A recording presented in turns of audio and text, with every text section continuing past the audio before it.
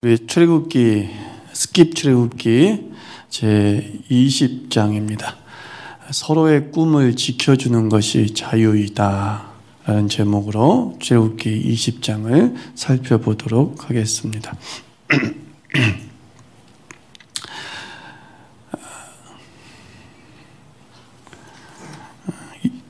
출애굽기 20장은 화면 출애굽기 20장은 이제 연대기적으로 19장 후 또 21장 전으로 보지 않아야 합니다. 무슨 뜻이냐? 시간의 흐름 속에서 19장 뒤에 20장이 오고 20장 뒤에 21장 뒤에 온다고 생각하지 마시고, 이 20장은 온전히 내용이 삽입된 부분이다라고 보시는 게 좋습니다. 그러니까 19장에서 이제 하나님께서 시내산으로의 모세의 부름이 있지 않습니까? 그 모세의 부름이 있은 뒤에 그 시내산에서 모세가 십계명과 율법을 수여받습니다. 그 율법의 전반적인 내용의 서론, 압축이 바로 20장이라고 생각하시면 됩니다. 모세가 올라가서 어떠한 하나님의 말씀을 받았느냐? 바로 20장에 이런 십계명과 또 제사를 드리라는 말씀과 또 그 제단은 어떤 식으로 만들라고 하는 이 전반적인 내용의 압축을 20장에 담고 있다. 그러니까 시간의 기록이 아니라 그러니까 내용의 기록이다라고 이해하시면 됩니다. 1장부터 19장까지 연대기적으로 달려왔다라고 하면 20장은 잠시 21장, 22장 뒤에 나올 또 하나의 시간 속에 전개상 속에 내용의 삽입으로 이해하시고 있어야 됩니다. 하여튼 이 20장에는 이제 십계명이 기록이 되어져 있고, 그리고 전반적인 율법에 대한 하나님의 방향들이 제시되고 있죠. 우리가 수요일에 십계명을 한번 우리가 강의하고 그 영화를 본 적도 있겠지만, 십계명, 즉 10개의 계명, 이 10개의 계명이란 단어는 성경에는 없다라고 말씀을 드렸죠. 단지 10마디의 말씀이라고 기록이 되어져 있습니다. 10마디의 말씀. 근데 그것이 계명의 개수를 가지고 따져보니까 10개에서 우리가 훗날 하나님의 사람들이 10계명, 10개의 계명이다 라고 하는 제목을 붙이게 된 것입니다. 이 10개의 계명, 이 10마디의 말씀은 어디에 기록되어 있습니까? 2개의 돌판에 기록되었다라고 말씀하고 있죠. 신명기 9장 11절 말씀 보면 2 돌판을 주셨다 이렇게 말씀하고 있고, 또 출애굽기 32장 15절 말씀 보면 2 증거판이 모세의 손에 있었다. 그리고 그 판의 양면 이쪽 저쪽에 글자가 있었다라고 말씀하고 있습니다. 그러니까 십계명이 있다 그러면은 2개의 종이가 있다고 치면 이게 하나의 돌이에요. 그럼 여기에도 글이 있고 여기에도 글이 있고 양면에 글이 다 새겨져 있죠. 그러니까 몇 면이겠어요? 총 4면이 되겠죠. 2개의 돌판이니까 총 4면에 글이 기록이 되어져 있었습니다. 그러면 왜 2 돌판인가? 우리 십계명 공부한 것을 다시 추적해 봅시다. 왜 2 돌판인가? 여러 가지 해석이 있는데 2가지 해석이 있어요. 첫째 해석은 이겁니다. 내용의 분리라는 해석이 있습니다. 그러니까는 2개의 돌판은 각각의 돌판에 서로 다른 내용이 기록이 되어 있었기 때문이다. 내용의 분리라는 거죠. 우리가 잘 알고 있듯이 1부터 4는 내용적으로는 대신관계가 기록이 되어져 있잖아요. 그리고 5부터 10은 대인관계에 대한 내용이잖아요. 그래서 2개의 돌판은 내용의 분리였을 것이다. 하나의 돌판 양면에는 대신관계가 기록이 되어져 있고, 그리고 하나의 또 다른 돌판에는 5부터 10계명까지의 대인관계의 내용이 기록이 되었을 것이다. 이렇게 얘기를 하는 해석이 있었습니다. 둘째 해석은 뭐냐면 계약서라는 해석입니다. 계약서라는 해석이죠. 고대 그 근동의 계약 관계에서는 똑같은 내용을 담은 두 개의 판을 준비했어요. 사실 이것은 요즘의 계약서도 마찬가지잖아요. 계약서가 똑같은 내용을 한 사람씩 나눠 갖지 않습니까?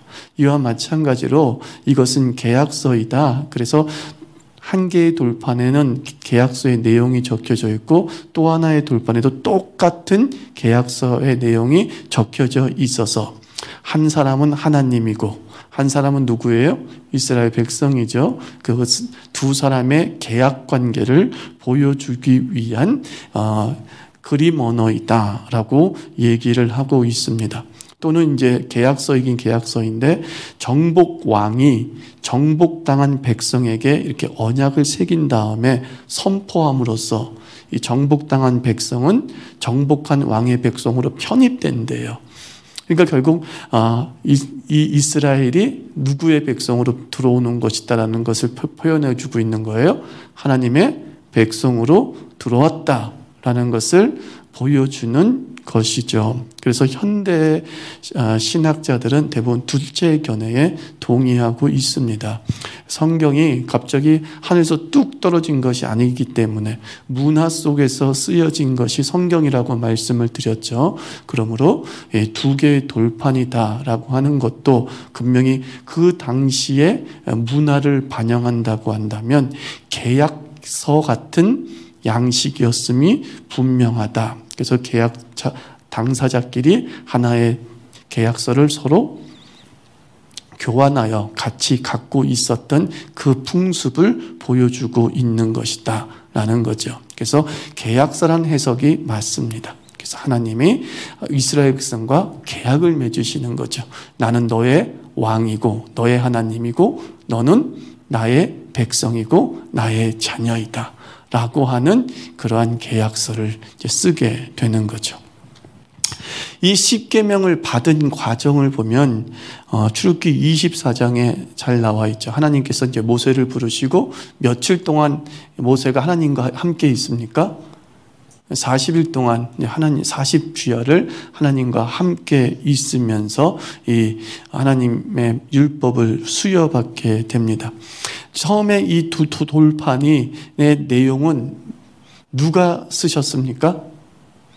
신명기 32장도 읽어보면 하나님이 직접 그 돌판에 글을 새겼다라고 기록이 되어져 있어요. 그런데 첫 번째 돌판은 어떻게 됐죠? 성경을 조금 아시는 분들은 파괴가 됐죠. 이스라엘 민족이 하나님께 우상 숭배하는 그 모습을 보고서 돌판을 던져서 그죠? 하나님께서 이제 심판하시는 그 모습이 더 파괴가 됐어요. 그래서 하나님께서 다시 모세를 불러서 이제 두 번째 돌판을 새기게 하시는데 두 번째 돌판의 계약서를 새기게 하시는 방식은 첫 번째와 좀 달랐어요. 첫 번째는 하나님이 미리 친히 다 그 돌판을 준비하시고 거기다가 새겼지만은 이제 두 번째는 어떻게 했다 그랬어요? 모세가 돌판을 가지고 올라가죠. 아무것도 쓰여져 있지 않은 두 돌판을 준비해서 하나님께 갔을 때에 하나님께서 직접 새기셨다. 그래서 첫 번째 돌판과 두 번째 돌판의 차이점은 같은 돌판이지만 첫 번째 돌판은 하나님이 준비해 놓으신 거고 두 번째 돌판은 모세가 준비해서 가지고 갔다. 그러나 공통점은 뭐예요? 하나님이 그곳에 직접 글을 새기셨다. 계약의 내용을 새기셨다라는 겁니다. 그러면 이런 십계명의 의의가 뭐냐는 거예요. 십계명의 의의. 오늘은 십계명의 계명을 다 살펴보지 않을 겁니다. 우리 이미 십계명을 공부했기 때문에 전반적으로 다루고 있는 거예요. 십계명의 의의는 앞서 말한 대로 계약서라고 했죠. 이 십계명은 계약서. 하나님은 왕이시고 이스라엘은 백성이 된다라고 하는 그런 의미들을 보여주고 있고 또 십계명은 헌법과 같은 겁니다. 헌법. 모든 율법의 정신과 방향이 담겨져 있는 거예요. 그래서 이 헌법의 기초에서 다른 법들이 더 세분화되어지는 것이죠. 그리고 그 하위법들이 헌법과 같은 이 십계명의 틀을 벗어나서는 아니 되고 또 그 십계명의 십계명을 더욱 세밀하게 지킬 수 있는 디테일한 법들이 하위법으로 만들어지게 되는 거죠. 또 십계명의 세 번째는 자유선언이에요. 이 십계명은 자유를 선언하고 있는 거죠. 오늘 십계명 서문도 한번 서문 1절과 2절을 십계명의 서문이라고 얘기를 해요. 1절과 2절 한번 읽어볼까요? 시작. 하나님이 이 모든 말씀으로 말씀하여 이르시되 너를 애굽 땅 종되었던 집에서 인도하여 낸 내 하나님 여호와이니라. 이 2절이 바로 이제 서문이죠. 이 십계명을 쓸 때 하나님께서 턱하니 준 게 아니라 꼭 이 부분을 먼저 말씀하신 거예요. 내가 너를 애굽 땅 종되었던 집에서 인도하여 낸 내 하나님 여호와이다. 너희들이 어떤 존재였대요? 종되었던, 노예였던 자였다는 거예요. 그 노예였던 자들을 하나님께서 해방시키셔서 어떤 존재로 만들었어요? 자유인으로 만드셨단 말이에요. 이것을 너희가 꼭 잊지 말라는 거죠. 노예의 반대말은 자유인이에요. 자유인의 반대말은 노예예요. 그래서 너희를 자유를 만들었다라는 것을 기억하라라는 거죠. 그런데 이 자유라는 것이 십계명이 주어지기 전에 자유예요? 주어지고 난 후의 자유예요? 주어지기 전에 이미 자유했잖아요. 그죠? 십계명을 지켜서 자유롭게 된 것이 아니라 이미 뭐예요? 자유로워졌어요. 자유로운 그들에게 십계명을 줬어요. 그러니까 무슨 뜻이겠어요? 십계명은 자유를 지키는 방법인 거예요. 하나님이 우리에게 주신 자유 있잖아요. 그죠? 그 자유를 지키는 방법인 거예요. 구원도 마찬가지라고 생각하면 돼요. 우리가 주의 말씀을 지켜서 구원을 얻었어요? 그건 아니죠. 이미 구원은 선물로 주어졌지만 우리가 주님의 말씀을 따르고 예수님을 닮아간다는 것은 뭐예요? 그 구원을 지키고 보존하고 누리는 길인 것이죠. 누리는 길인 것이죠. 그러나 우리가 이 법을 지키지 않을 땐 선물로 주어진 자유가 훼손되어지고 만끽하지 못하는 그런 불행을 겪는 거죠. 이 순서가 참 중요한 거예요. 자유선언인데 십계명이 주어지기 전에 이미 자유가 주어졌다. 너희가 해방되었다. 이걸 먼저 이야기하고 있어요. 해방된 너희가, 자유로운 너희가, 그러므로 이것을 좀 지켜야겠다. 그러므로 인해서 이 계명들을 지킴을 통해서 너희가 자유인이라는 것을 증명할 뿐만 아니라 너희가 이 자유를 지키고 보존하고 확장시킬 수 있게 된다라고 말씀하는 거예요. 그래서 십계명은 자유가 유지되고 보존되는 일종의 시스템인 것이죠. 시스템. 십계명의 넷째 의미는 뭐냐면 의의는 하나님 나라의 이룸 그리고 보존이에요. 자유의 보존과 똑같은 개념이라고 생각하시면 될 것 같습니다. 십계명을 지키는 것은 신앙을 지키는 것만이 아니죠. 신앙 공동체를 지키는 거예요. 사회 공동체를 지키는 거예요. 십계명을 지켜서 나 개인의 신앙을 지키는 것으로 끝나는 게 아니라는 거예요. 십계명은 한 사람에게 주어진 법이 아니라 이스라엘에게 주어진 법이에요. 그래서 주의 법도를 온전히 지킬 때 나 한 사람에게 유익으로 끝나는 게 아니라 그것이 사회와 공동체 전체를 지키는 길이 되거든요. 그러면 이 공동체라는 말을 다른 말로 표현하면 하나님 나라예요. 그죠? 하나님 나라. 그래서 우리가 법을 지킴을 통해서 하나님 나라를 이루고 하나님 나라를 보존하고 하나님 나라를 확장할 수 있게 되는 거예요. 주의 말씀을 지킴으로 나 한 사람에게 머무는 하나님의 은총이 아니라 주의 나라의 법을 지킴으로 그 하나님 나라 전체가 풍요로워질 수 있게 되는 거죠. 그래서 이 십계명을 어길 때 우리는 어떤 상태로 되돌아가는 거냐면 애굽의 상태로 되돌아가는 거예요. 애굽은 어떤 곳이에요? 압제가 있는 곳이에요. 애굽은 어떤 곳이에요? 한 사람 한 사람의 인권이 무시되는 곳이에요. 애굽은 어떤 곳이에요? 자기네들이 행복하기 위해서 노예의 모든 노동력을 착취하는 곳이에요. 그래서 누구는 행복하고 누구는 불행해. 그게 애굽의 시대, 그게 바로 죄의 인들의 세계, 그것이 바로 타락한 세계란 말이에요. 근데 하나님은 누가 행복하기 위해서 누가 희생양이 되는 구조가 하나님 나라가 아니에요. 하나님의 나라는 우리 모두가 다 행복하고 자유를 누릴 수 있어야 되는데, 하나님께서는 그 누군가의 자유를 누리게 하기 위해서 누군가의 자유를 빼앗는 것이 아니라 누군가의 자유를 위해서 누군가의 자유를 자발적으로 희생하는 거예요. 그게 십계명이에요. 이스라엘 다시 애굽으로 들어갑니다. 애굽은 자기네들이 받은 것을 소유하기 위해서 도둑질해도 돼요. 누구 것, 노예 것들 도둑질하면 돼요. 애굽 사람이 아닌 것들 빼앗아 가도 돼요. 근데 하나님께서는 그 사람의 것을 빼앗지 말라라고 말하는 것을 통하여서 너가 그것을 빼앗지 않으면 너 자신은 어때요? 조금 불편하게 살 수 있게 되는 거야. 없이 살 수 있게 되는 거야. 근데 내가 좀 불편하고 없이 사는 것을 참고 견딜 때 다른 사람은 어떻게 된다는 거예요? 행복해지는 거야. 그것이 차이점이에요. 하나님께서 완성하시는 평등한 사회라는 것은 이쪽 것을 이쪽으로 옮기는 게 아니라 이미 가지고 있는 그 사람의 것을 인정하고 그 사람의 것에 대해서 뺏으려고 하지 않는 마음 그 하나만으로도 하나님 나라가 이루어져요. 근데 죄악된 세상은 어때요? 저걸 내가 가지고 와야지만 내가 배부른 거야. 그게 타락한 세상인 거예요. 그게 바로 애굽의 사회인 거예요. 그것이 그 나라를 지탱하는 시스템인 거예요. 그러니까 빈부의 격차는 더 심해질 수밖에 없는 거죠. 이 정신을 우리가 이제 기억하고 있어야 되죠. 그럼 십계명의 구조는 어떠했느냐? 앞서 말한 대로 1부터 4는 어때요?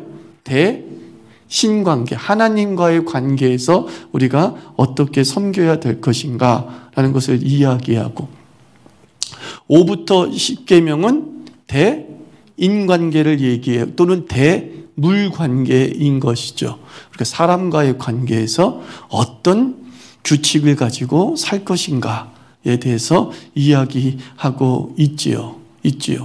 그래서 계명을 잘 지키면 하나님과 나 사이의 관계도 좋아지는 거고, 계명을 잘 지키면 너와 나의 관계도 좋아지는 거예요.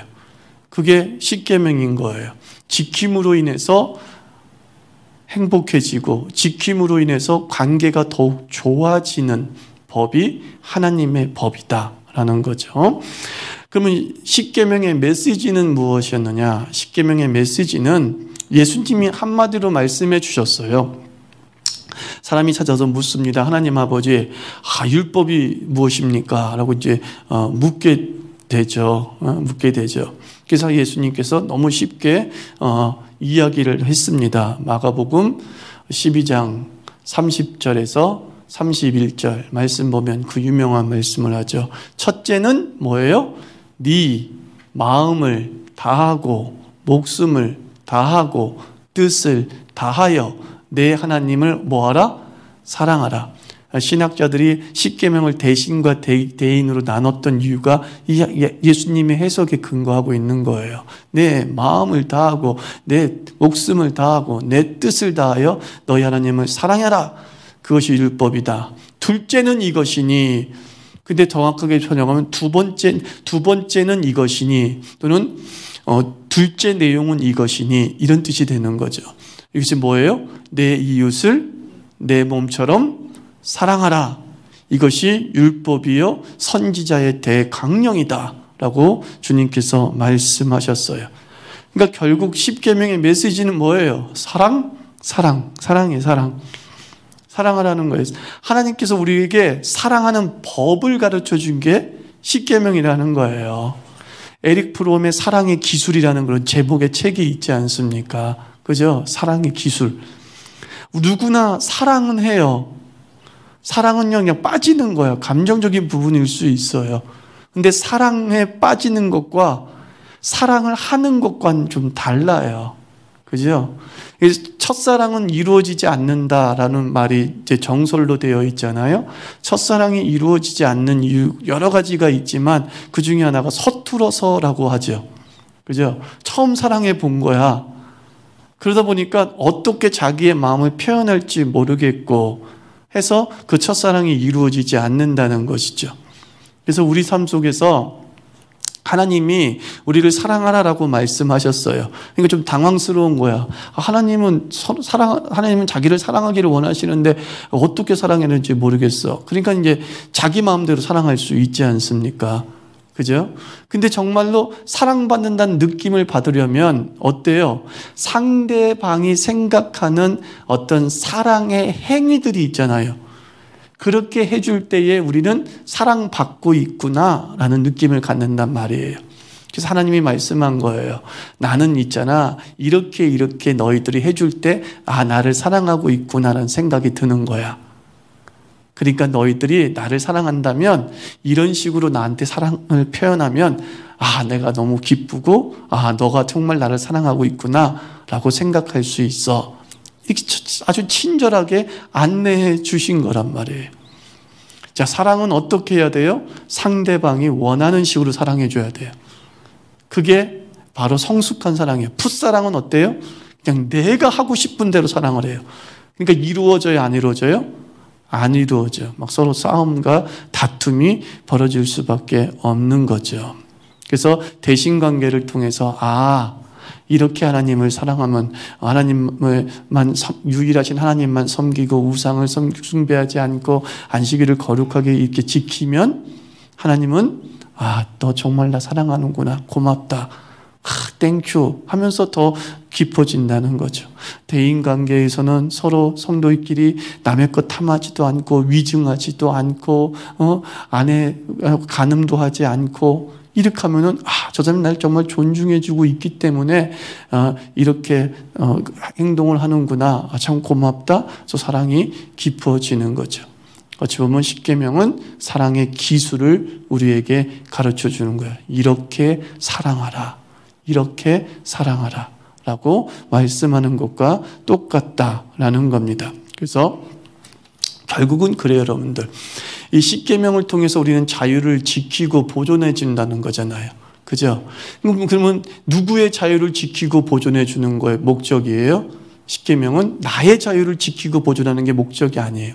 우리의 자유를 지키고 보존하고자 하는 거예요. 우리의 자유, 즉 너의 자유, 나의 자유가 인정이 되고 보장이 되고 하는 사회가 건강한 사회이죠. 근데 너의 자유를 지켜주는 사회가 되려면 어떤 마음이 우선되어져야 되느냐? 서로 사랑하는 마음이 될 때 상대방의 자유를 지켜주고 보존해주는 마음이 생기는 거예요. 상대방이 존중되어지고 너 좋은 사람이야. 너 내가 좋아하는 사람이야. 너 내가 사랑하는 사람이야. 라고 하는 마음이 생길 때에 그 사람의 삶을 인정되고 그 사람이 행복해지기를 바라는 마음을 갖게 되고 그 사람을 위한 내 자발적 희생들이 따라오게 되거든요. 그래서 오늘 제목이 뭐예요? 서로의 꿈을 지켜주는 것이 자유다 그랬어요. 바로 자유라는 게 그거예요. 내 마음대로 사는 게 하나님이 말씀하시는 자유가 아니에요. 상대방이 자유롭게 살 수 있게 해주는 게 하나님의 말씀이 자유예요. 그래서 개혁신학자들은 이제 인간이 자유의지를 가졌다고 얘기하잖아요. 이 자유의지가 뭐냐라고 하는 여러 가지 해석이 있는데 그 한 가지 해석 중에서 제가 마음에 드는 게 뭐냐면 이거예요. 자유의지란 순종할 수 있는 의지의 여부다 그랬어요. 보세요. 주의 말씀이 있는데 그 말씀을 순종할 수 있으면 그 사람은 자유로운 사람이야. 근데 그 말씀을 순종을 못해. 그러면 그건 뭐죠? 이걸 할 수 있다, 못할 수 있다가 자유잖아요. 근데 이 사람은 할 수 있는 부분은 못할 수 있는 부분이 있다고 한다면 못하는 부분만 있는 거야. 불순종만 있는 거야. 그러면 자유예요, 자유가 아니에요? 자유가 아니다 이거예요. 자기가 뭔가를 할 수 있을 때 그것을 할 수 있는 힘이 자유란 말이에요. 근데 얘는 불순종밖에 못해. 그러면 그건 자유가 아니라는 거예요. 그게 바로 죄라는 거예요. 죄의 노예가 되었다라고 하는 말은 무슨 뜻이냐면 순종할 수 있는 자유가 있다 없다? 없게 됐다라는 뜻인 거예요. 없게 됐다는 뜻인 거예요. 하나님께서 우리에게 자유의지를 줬다는 것은 순종할 수 있는 것까지 줬단 말이야. 근데 죄는 순종 부분을 아예 빼버리고 뭐예요? 불순종만 가는 거야. 그 자체가 노예인 거예요. 노예인 거예요. 그래서 우리가 하나님의 사람으로 자유로운 사람이 되었다라고 하는 것은 이제 이 법을 기꺼이 지킴으로 인해서 나한테 손해가 오는 것도 알아. 이 법을 기꺼이 지킴으로 말미암아 좀 내가 삶이 불편해지는 것도 알아. 그런데 지키고 싶어. 왜요? 네, 그 사람을 너무 사랑해서. 그래서 그 법을 순종해. 그 자체로 그 사람에게 뭐가 있다는 뜻이에요? 자유가 있다는 뜻인 거예요. 자유의지가 살아난 거야. 하나님의 형상의 원천인 모습이 살아나게 된 것이죠. 그래서 내가 그 자유를 마음껏 사용했을 때 누가 행복해져요? 그가 행복해져요. 그가 행복해져요. 그가 너무 자유로워지고 그가 너무 기분이 좋아져요. 또 그 모습을 보면서 나도 너무 기분이 좋아져요. 이런 공동체를 뭐라 그래요? 하나님 나라라 그러는 거예요. 이런 문제가 하나님 나라라는 거예요. 가족도 마찬가지인 거죠. 그래서 우리의 희생이라는 것은 자발적 희생인 거예요. 강요된 희생과 착취가 아니라 스스로가 내어주고 스스로가 낮아지고 스스로가 베풀고 하는 그 모습이 진짜 자유가 회복된 모습인 것이죠. 그래서 그의 꿈을 지켜주는 것, 인정해주는 것, 그게 자유예요. 그래서 제가 조심스러운 말을 하나 할게요. 여러분, 공산주의가 우리나라에 있으면 돼요, 안 돼요? 응? 공산주의가 우리나라에 있으면 돼요, 안 돼요? 네. 있어야지 자유예요. 이해가 되세요? 있어야지 자유예요. 있어야지. 그런 가운데 뭐예요? 민주주의는 민심의 투표에 의해서 선택되어지는 거예요. 만약에 공산주의가 혁명을 일으켜가지고 체제를 바꾸는 건 안 되죠. 그런데 공산당이란 존재가 존재하면서 선거 제도를 통하여서 정권을 잡아요. 그럴 수 있는 거예요. 미국이 공산당이 있어요, 없어요? 우리가 그렇게 신봉하는 자유국가 미국에 공산당이 있어요. 공산당이 있어요. 유럽의 자유국가 공산당이 있어요, 없어요? 다 있어요. 그게 자유예요. 인정해 주는 거예요. 받아주는 거예요. 단지 그게 뭐예요? 폭력적 방법으로 정권을 잡는 것이 허락되지 않아야 되는 거죠. 폭력적 방법으로 정권이 바뀌고 하는 것은 다 독재적 성격을 가지고 있는 거예요. 이해가 되세요, 여러분들? 다시 서로의 꿈을 지켜준다. 다양한 이념들이 존재하는 것에 대해서 그럴 수 있어, 있을 수 있어 라고 해야 되는 것이지 안 돼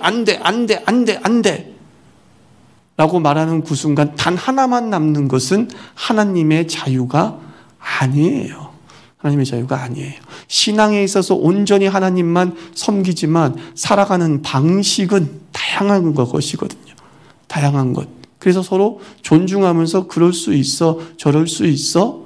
그러나 너의 생각을 확장시키는 것에 있어서는 우리가 다 동의한 평화로운 방법으로, 너의 생각을 다른 사람에게 전수하는 것도 우리가 다 동일한 방법으로 전수하고 확장시키는 것에 대해서 합의점을 찾아가는 거예요.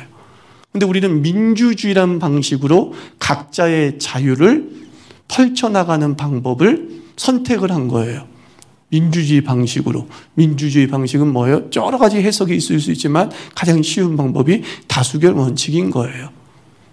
민주주의 정의는 참 많아요. 그러나 많은 사람들이 동의하고 공의하는 것을 우리의 가치관으로 받아들이기로 하자라고 하는 제도를 가지고서 각자의 의견을 지키고 보존하고 확장하는 것에 대해서 합의를 한 거란 말이에요. 이해가 되십니까, 여러분들? 공산주의는 이념이란 말이에요. 이념. 다른 생각이란 뜻이죠. 그러면 우린 자본주의에 살고 있어요. 자본주의도 이념이에요. 자본주의가 인정된다면 공산주의도 인정되는 거예요. 우리는 공산주의자들과의 전쟁을 한번 했기 때문에 그런 컴플렉스에 빠져 있지요. 그러나 사실 우리가 신봉하고 있는 미국의 공산당이 있다고요? 있다니까요. 공산당이 합법적인 당으로 존재하고 있어요. 단지 뭐예요? 정권을 못 잡고 표를 못 얻는 것뿐이야. 유럽에도 공산당이 있고 사회당이 다 있어요. 아주 극단적 공산당이 있고 그래요. 근데 사회당이 정권을 잡는 경우는 굉장히 많죠. 유럽 같은 경우는. 이거 다 뭐예요? 합법적 민주주의적 절차에 의해서 받아들여지는 거죠. 이런 다양성이 인정이 돼야 좀 행복하고 그런 사회가 될 수 있어요. 그래서 이 십계명의 틀은 자유다. 십계명의 틀은 하나님 나라의 이룸과 보존이다. 이 자유를 이루기 위해서는 상대방에 대한 인정과 그 사람이 행복해지기를 바라는 마음을 가지고 있을 때 비로소 이루어지는데, 그 사람이 행복해지기를 바라는 마음이 뭐예요? 사랑밖에 없잖아요. 사랑하는 사람이 그 사람을 사랑하는 그 순간 그 사람을 잘 되기를 바라는 마음을 갖게 하는 유일한 감정 아닙니까? 그죠? 그래서 그 사랑의 마음으로 이것들은 넉넉히 지킬 수 있다 없다? 지킬 수 있게 된다라는 거예요. 그래서 너희가 진심으로 하나님을 사랑하고 이웃을 사랑하는 마음이 있을 때 십계명들이 지켜지고, 십계명이 지켜지면 그것처럼 행복하고 좋은 나라는 없을 거야.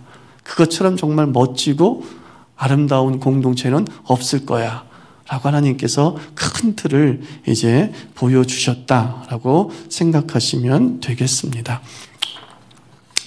자, 이제 21절, 18절부터는 이제 대강의 내용이 이제 기록이 되어져 있는데 그냥 넘어가면 될 것 같아요. 근데 이제 18절부터 20절까지 한번 읽어보도록 하겠습니다. 18절부터 20절 시작. 뭇백성이 우레와 번개와 나팔소리와 산의 연기를 본지라 그들이 볼 때에 떨며 멀리 서서 모세에게 이르되 당신이 우리에게 말씀하소서 우리가 들으리이다. 하나님이 우리에게 말씀하시지 말게 하소서 우리가 죽을까 하나이다. 모세가 백성에게 이르되 두려워하지 말라. 하나님이 임하심은 너희를 시험하고 너희로 경외하여 범죄하지 않게 하려 하심이니라. 하나님의 임재의 모습이 너무 강력했어요. 정말 두려움이 들어올 정도로, 야, 저런 하나님을 만나면 우리 죽을지도 몰라 라고 할 정도의 아주 경외감 있게 임재하신 것 같아요. 그래서 이스라엘 민족이 가까이를 못 간 거예요. 처음에는 가까이 가려고 해서 안 그랬어요. 처음에 막 가까이 가고 싶어 하는 사람도 있어가지고 하나님이 경계선 정하고 여기까지 넘어오지 마 라고 하나님이 선을 정하셨잖아요. 그래서 하나님이 선을 정하신 그 모습대로 지키고 있으면서 지켜봤는데 정말로 저 선을 안 넘은 게 다행이다 싶을 정도의 엄청난 위험이 있었던 거예요.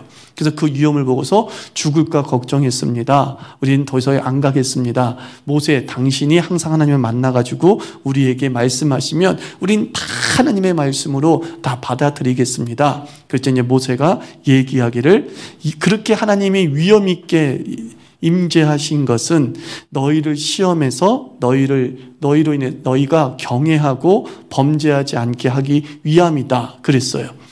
이 말씀을 좀 적용적으로 해석하면 전 이렇게 해석하고 싶어요. 친밀감과 경외감에 긴장 관계가 있어야 돼요. 하나님은 우리와 굉장히 가까운 친밀함으로 아버지로 느끼는 것도 좋지만 표현으로 따지자면 아빠라고 느껴지는 것도 좋지만 또한 그 아빠는 아버지일 수 있는 거예요. 이해가 되세요? 엄마이지만 어머니라고 부를 때도 있어야 되는 거예요. 이 두 가지 긴장이 우리에게 굉장히 필요하죠. 마치 우리가 집에서는 엄마 그러는데 밖에 나가서는 뭐라 그래요? 사람들이 있는 데서 어머니 여기 앉으세요. 우리 딸이 그래요. 아빠 그러는데 사람들이 있는 데서는 어머니, 아버지라는 호칭을 사용함을 통해서 뭐예요? 자기 부모님을 세상 사람 앞에서 높여주게 되는 효과가 나타나는 거예요. 내가 어머니라고 부르는 그 순간, 내가 아버지라고 하는, 또 아버님이라고 하는 호칭을 쓰는 그 순간 친밀하신 그분이 또한 나와는 차원이 다른 높은 분이다 라는 의미를 가지고 있잖아요. 이 모세, 하나님께서 이것을 통해서 보여주고자 하는 거죠. 하나님은 저 높은 곳에 계신 하나님이 사람들 속에 함께 왔어요. 사람들의 사는 땅으로 와서 신의 산에 임재했어요. 친밀하죠. 사람들이 가까이 갈 수 있을 정도까지의 위치에 하나님이 임재하셨어요. 친밀하죠. 근데 또한 하나님은 거기까지 라고 하는 선도 썼단 말이에요. 그러니까 우리들도 개인적으로 신앙생활할 때 이 친밀감과 경외감의 긴장을 항상 유지해야 돼요. 기도할 때는 어떻게 해요? 친밀하게. 그렇죠? 기도할 땐 아빠! 하나님! 그래서 아빠, 아버지! 그러면서 친밀하게 가깝게 주님께 부르짖어야 돼요. 그러나 예배 때는요, 또한 경외감이 필요해요. 좀 무거운 마음을 가지고 있어야 된다는 거죠. 내가 굉장한 자리에 왔다라고 하는 마음을 가지고 있어야 되는 거예요. 그래서 저는 예배 때, 주일 예배 때 평상시에 입는 옷보다 좀 다르게 입고 오는 것도 이 경외감을 스스로 유지시키는 방법 중에 하나라고 생각을 해요. 같은 돈을 헌금을 해도 옛날에 우리 어머니 세대는 다리미질을 해가지고 볼을 빳빳하게 해가지고 헌금을 드리거나 아니면 그때는 토요일도 열었기 때문에 은행에 가서 새 돈, 신권으로 돈을 바꿔와서 그걸로 11조를 헌금을 드렸던 그런 시대가 있었어요. 그게 뭐예요? 경외감의 퍼포먼스예요. 그죠? 아, 내가 이렇게 하나님을 두려운 마음으로 섬긴다 라고 하는 퍼포먼스가 있었어요. 그때의 시대를 무슨 시대라고 그래요? 부흥의 시대라고 얘기해요. 친밀함도 있었지만 경외감이 살아있었을 때 한국교회는 부흥했어요. 그런데 경외감이 무너지고 친밀함이 너무 강화되기 시작했을 때 의외로 기독교가 썩 강력한 힘을 발휘하지 못하고 매력을 도리어 못 느껴요. 현대적이 된 것이 도리어 독이 됐다라는 말도 해요. 교회가 현대적이 된 것이 교회가 독이 됐다. 왜? 현대인들이 교회를 가든 절을 가든 천주교를 가든 거기서 내가 세상과 다른 곳에 왔다라는 느낌을 받고 싶을 때 한국의 개신교에서는 그런 종교성을 못 느끼게 된다라고 말하는 그 불신자들이 있어요. 근데 절에 가거나 성당에 가면 종교성을 느낀다는 거죠. 그 경외감과 아주 묵직한 무게감을 느낀다는 거예요. 그래서 아, 내가 좀 새로운 곳에 왔다라는 그 마음가짐을 갖게 한다고 하는데 그들의 정서에 우리 현대 우리 개신교가 조금은 귀를 기울일 필요도 있을 것 같아요. 너무 친밀함을 강조하다 잃어버린 경외감.